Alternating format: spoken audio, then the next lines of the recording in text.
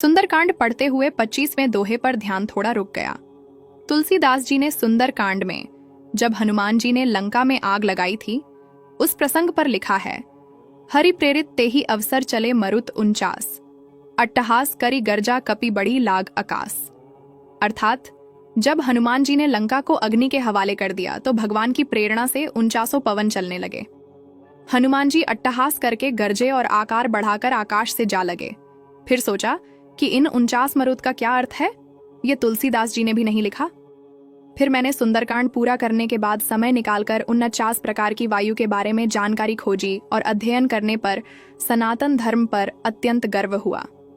तुलसीदास जी के वायु ज्ञान पर सुखद आश्चर्य हुआ, जिससे शायद आधुनिक मौसम विज्ञान भी अनभिज्ञ है। आपको यह जानकर आश्चर्य होगा कि वेदों में वायु की 7 शाखाओं के बारे में विस्तार से वर्णन मिलता है।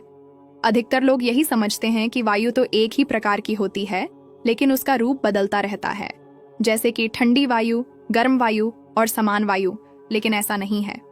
दरअसल जल के भीतर जो वायु है उसका वेद पुराणों में अलग नाम दिया गया है और आकाश में स्थित जो वायु है उसका नाम अलग है। अंतरिक्ष में जो वायु है उसका नाम अलग और पाताल में स्थित वायु का नाम अलग है। नाम अलग होने का मतलब यह कि उसका गुण और व्यवहार भी अलग ही होता है। इस तरह वेदों में 7 प्रकार की वायु का वर्णन मिलता है।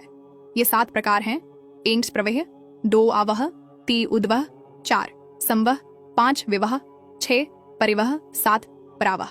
1 प्रवह, पृथ्वी को लांघकर मेघमंडल पर्यंत जो वायु स्थित है उसका नाम प्रवह है। इस प्रवह के भी प्रकार हैं।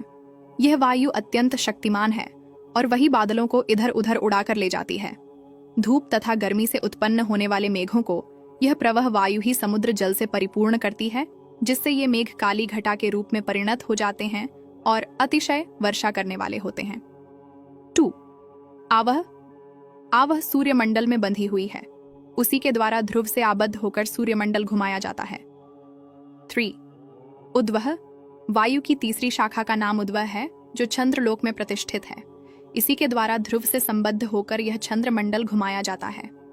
4 संवह, वायु की चौथी शाखा का नाम संवह है, जो नक्षत्र मंडल में स्थित है।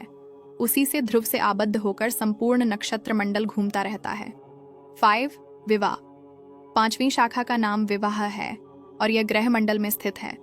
उसके ही द्वारा यह ग्रह चक्र ध्रुव से संबद्ध होकर घूमता रहता है।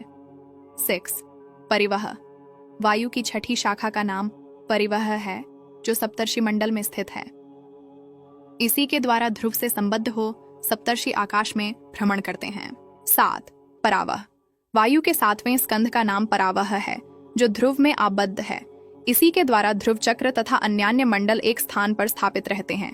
इन 7 वायु के 7 गण हैं, जो निम्न जगह में विचरण करते हैं: 1 ब्रह्मलोक, 2 इंद्रलोक, 3 अंतरिक्ष, 4 भूलोक की पूर्व दिशा, 5 भूलोक की पश्चिम दिशा, 6 भूलोक की उत्तर दिशा, 7 भूलोक की दक्षिण दिशा।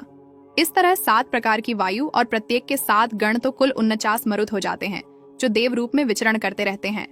अध्ययन के दौरान अद्भुत ज्ञान सीखने को मिलता है। हम अक्सर रामायण, भगवद गीता पढ़ तो लेते हैं, परंतु उनमें लिखी छोटी छोटी बातों का गहन अध्ययन करने पर अनेक गूढ़ एवं ज्ञानवर्धक बातें झात होती हैं।